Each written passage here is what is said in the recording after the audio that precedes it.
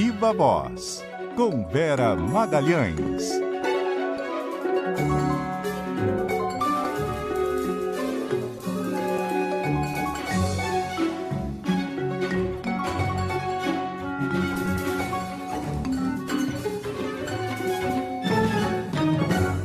Viva Voz, Vera Magalhães, boa noite. Você, Carol, e todos os nossos ouvintes, espectadores.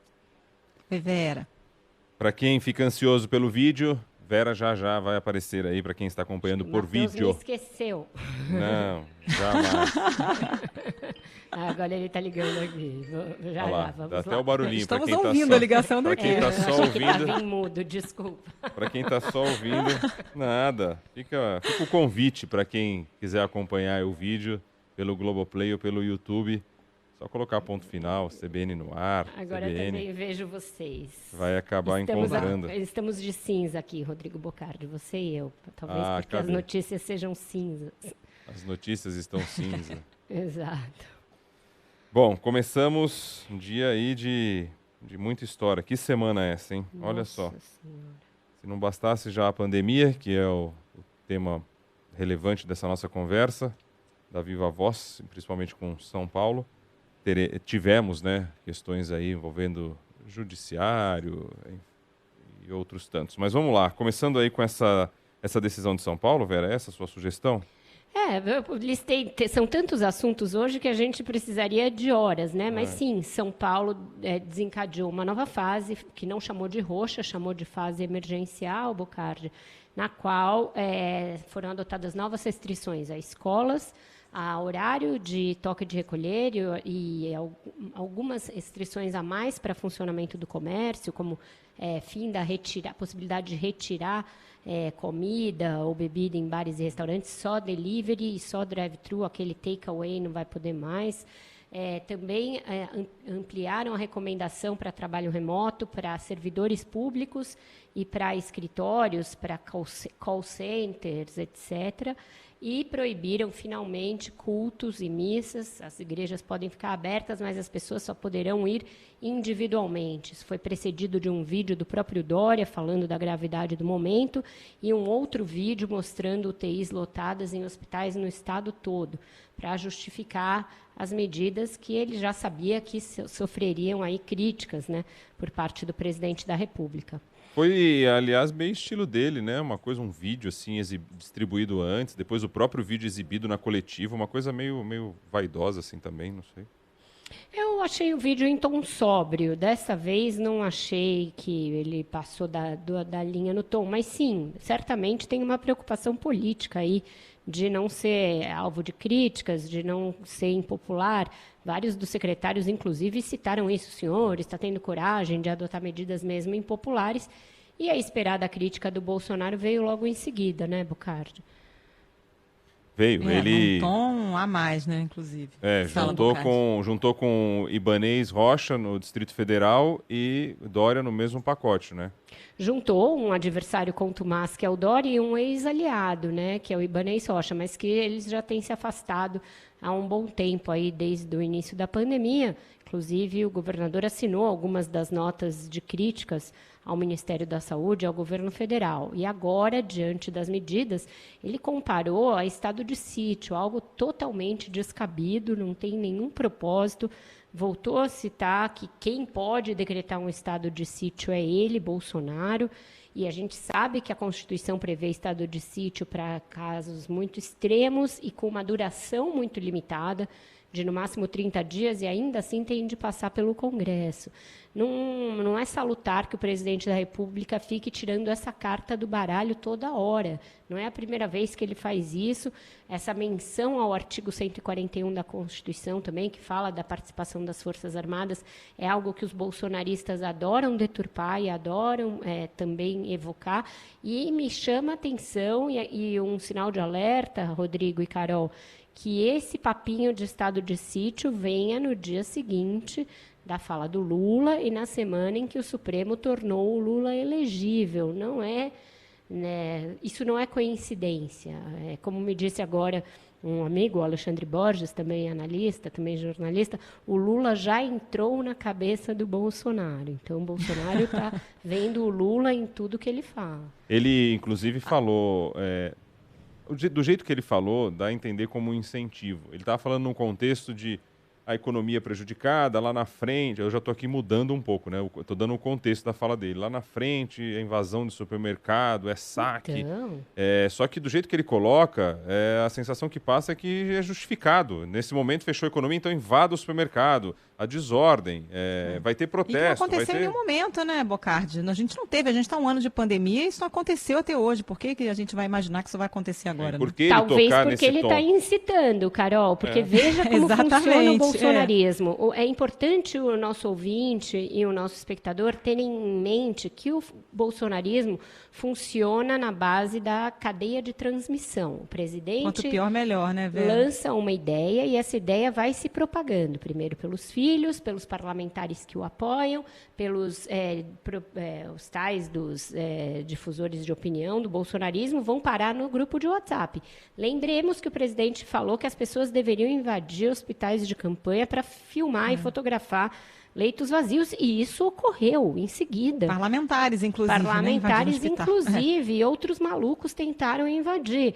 O presidente usou o WhatsApp dele há um ano, um pouco mais de um ano, e eu noticiei, para incitar atos antidemocráticos. Negou que tivesse feito. E, em seguida, o que aconteceu? Ele não só incentivou, como ele foi a esses atos. Então, o bolsonarismo funciona assim, a ideia surge do nada e ela vai sendo colocada em prática a partir de uma cadeia de transmissão de comando. Isso é bem preocupante, não é hora da gente acrescentar um componente de desordem social a uma tragédia que a gente já está vivendo.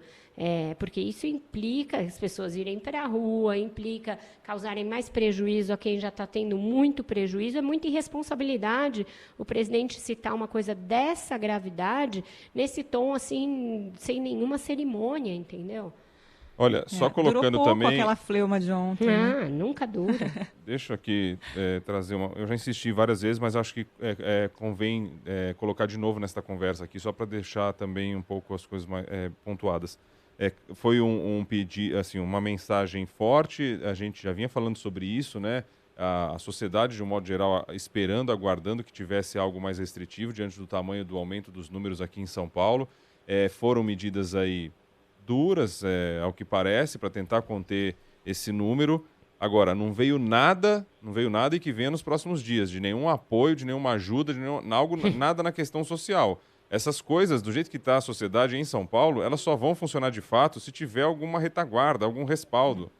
Sim, lamento dizer isso, todo, mas não veio nada. Então, assim, não adianta também o governo do estado de São Paulo ficar dizendo a população, pelo amor de Deus, precisamos de vocês, estamos fazendo tudo da nossa parte, tudo que a gente pode, tudo que é possível, precisamos de vocês. Parte da sociedade tem essa consciência, a outra parte tem a consciência também, mas só vai conseguir fazer se tiver alguma retaguarda. Então, hoje foi aprovada a PEC emergencial que abre caminho para o auxílio. Ela não foi aprovada nos termos que o governo federal queria, algumas das salvaguardas fiscais não foram aprovadas, por exemplo, o freio a promoções, freio a reajustes salariais de servidores, isso tudo foi retirado pela Câmara por muita pressão, então ela vai ter de voltar ao Senado. Então, mais alguns dias de atraso nesse auxílio. Aqui em São Paulo já existe algo parecido com um auxílio, dado pelo governo do estado num valor menor. Mas você tem toda a razão, as pessoas vão quebrar.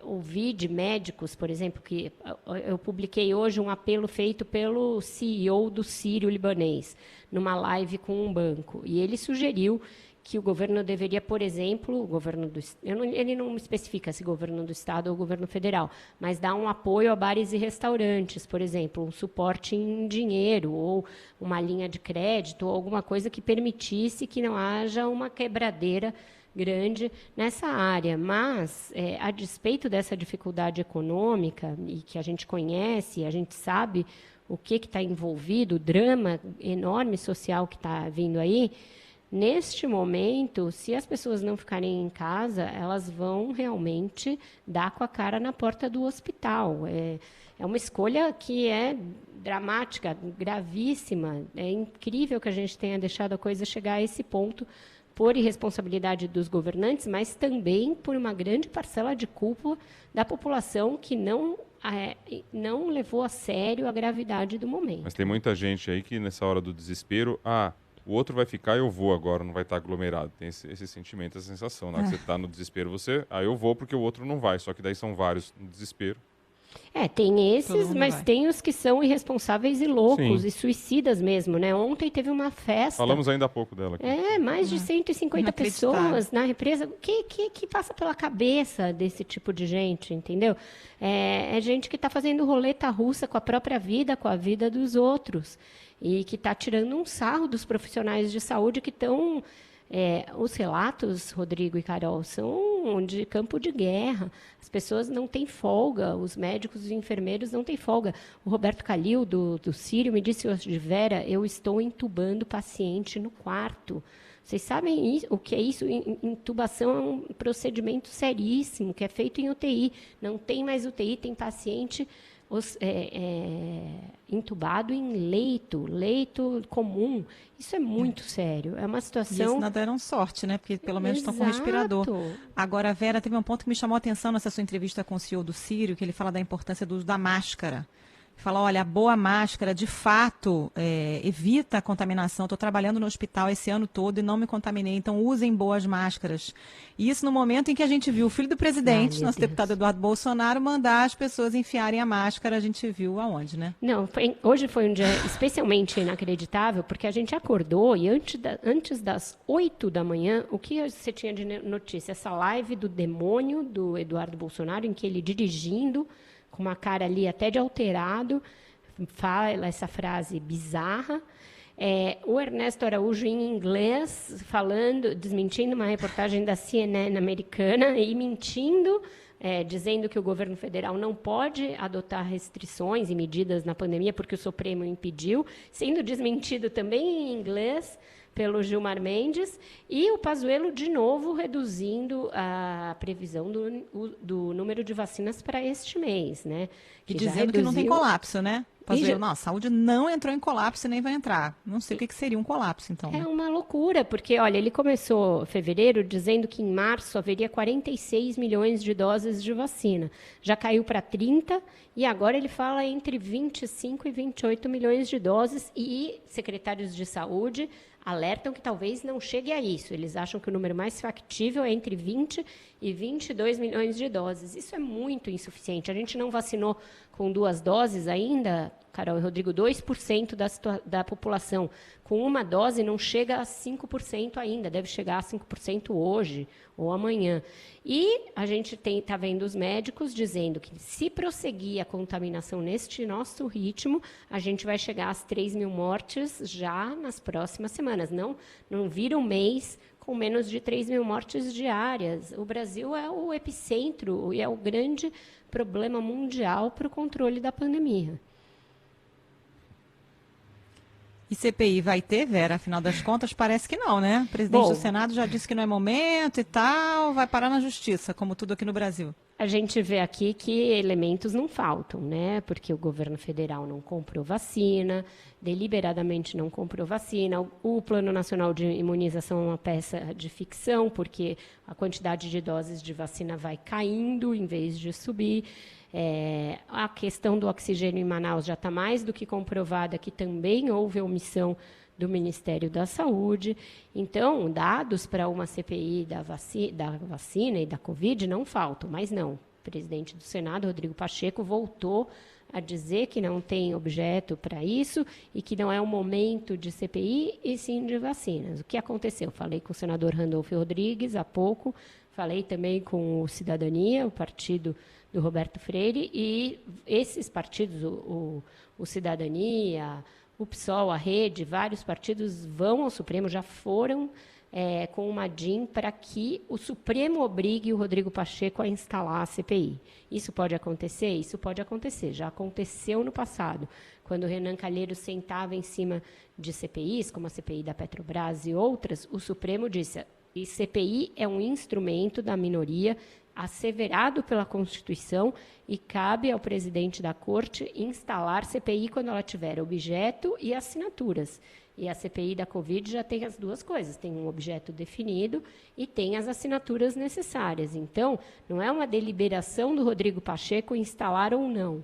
Ele tem de instalar quando a CPI cumpre esses requisitos. Então, é bem provável que a gente veja o Supremo Tribunal Federal mandar o presidente do Senado instalar a CPI. Ainda mais, Rodrigo e Carol, porque a gente tem visto os ministros cobrando atitudes. Hoje, a ministra Rosa Weber reclamou da demora do governo federal em cumprir a sua determinação de que ele transfira recursos para novos leitos hospitalares. A gente viu o ministro Ricardo Lewandowski cobrar mais vacinas, dizendo que isso é obrigação do governo federal e não uma mera coisa que ele pode fazer ou não. E a gente viu o ministro Gilmar Mendes ir desmentir o chanceler em inglês. Então, o Supremo está atento e vai, certamente, mandar instalar essa CPI. A gente já fez a conta, está me ocorrendo isso agora. Quanto que está agora, do último balanço do Pazuello? A cada dia ele reduz. Hoje está em quanto? 25 a 28 milhões, então, Rodrigo, sendo que começou em 46. 25 a 28. Se a gente fizer o cálculo, e quanto era no começo do mês? Alguém lembra? Que eu estou fazendo isso agora. 46 milhões. 46. Agora no dia 11 a gente está para 25. Então, assim, se ele continuar, vai chegar a zero no final. Ele vai chegar no final de março, ele fala assim, teremos uma vacina. No dia 30, ele vai falar assim, teremos uma vacina no dia 31. Acabou. Porque a cada dia ele vai diminuindo. Se fizer o cálculo, ele estabeleceu algum número que ele vai eliminando por dia até chegar no final do mês. É algo muito lamentável. Deveria ser aumento e é redução. Claro. Só não vai chegar a zero porque o Butantan segue produzindo e porque a Fiocruz agora incrementou um pouco a sua própria produção. Mas no Rio de Janeiro da Carol já não tem vacina. Tem dia que tem dia que não tem. Fica pingando vacina e isso não é suficiente para imunizar a população. Aqui em São Paulo vai começar a faixa de 72 a 75 anos na semana que vem, mas é uma faixa que já tem mais número de pessoas. Isso. Portanto, como você vai imunizar se você não tiver um incremento, né? Você vai tendo uma distância maior entre um grupo e outro para começar o próximo. Fica demorando para terminar um grupo. E hoje os médicos já são muito firmes em dizer que se a gente não tiver no mínimo, e aí é mínimo mesmo, 70% da população imunizada, a gente não vai vencer esse estado atual que a gente está. As medidas de distanciamento vão funcionar por um tempo.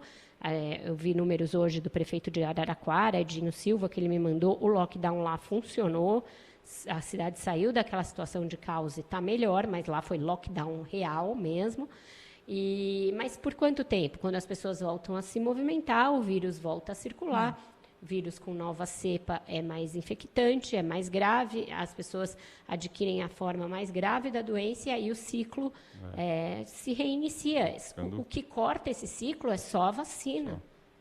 E só para a gente meio que encerrando, Carol, aí no seu Rio de Janeiro, como disse a Vera, o governador que não faz parte do pacto, junto com os outros 23 governadores, sim, ele ofereceu, inclusive, o Rio de Janeiro para que os jogos do Campeonato Paulista possam ocorrer aí, se for o caso. Teve isso também hoje.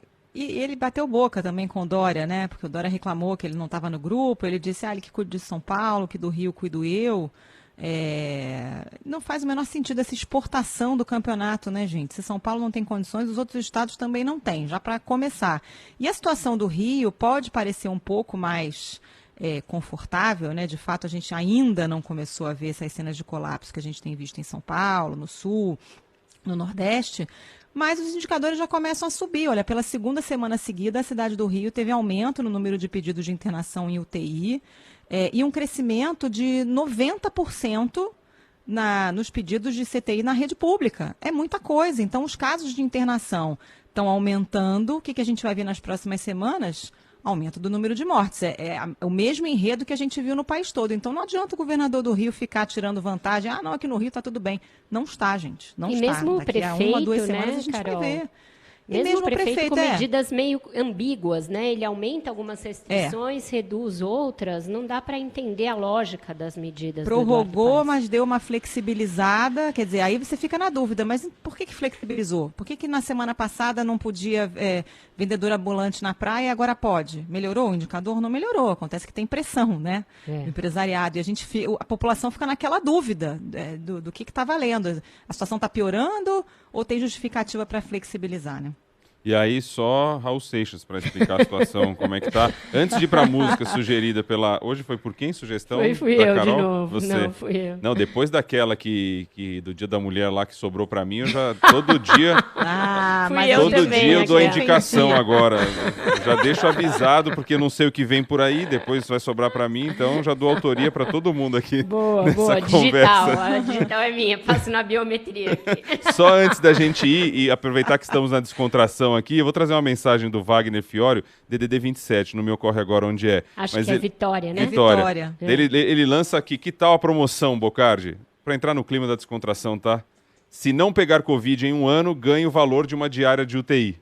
Ai, que péssimo. Ó, é muito péssimo, mas é uma boa ideia se a gente levar... Porque o custo que você tem com uma pessoa na UTI, você fazer com que essa pessoa tente se controlar e não se contaminar e preserve e deixe ir para o hospital, pode ser que para a sociedade como um todo ela funcione seja mais viável economicamente. Quero a minha parte em cerveja, gente. Ué. Opa, quero vale o TI, tô Então, fora. mas para isso você não pode se contaminar, Vera Magalhães. Tô Se tentando preserva. arduamente. Por enquanto eu tô que nem Matrix, ó, me desviando do corona. Consegui também. por hora, mas olha, do jeito que tá, não sei até quando. O Matheus está Tô mal. desesperado aqui, mas eu fui Tá também bom. num orçamento para contratar um serviço, e daí você sempre dá aquela chorada, né? Daí o prestador de serviço diz o seguinte, o bar tá fechado mesmo, te dou o desconto da cerveja. Eu falo, opa, então já tá certo, melhor assim. Então solta o Raul aí, porque só ele tem a solução pro Brasil. Aluga-se, diz Raul Seixas. Tchau, gente. A solução pro nosso povo eu vou dar. Negócio bom assim ninguém nunca viu. Tá tudo pronto aqui, é só vir pegar. A solução é alugar o Brasil. Aluga-se! Valeu, Vera Magalhães, Barato. Viva Voz. Valeu, Nós não Carol, vamos pagar por nada, enquanto. tchau. Do jeito que tá. Acho que ele fala numa hora. Tá na hora, agora é free. Tudo free. Tudo free. Vamos embora, já. O que não é free, Os gringos entrar. é baratinho, limpinho e gostosinho. É o nosso intervalo. Chega mais. Os estrangeiros eu sei que eles vão gostar.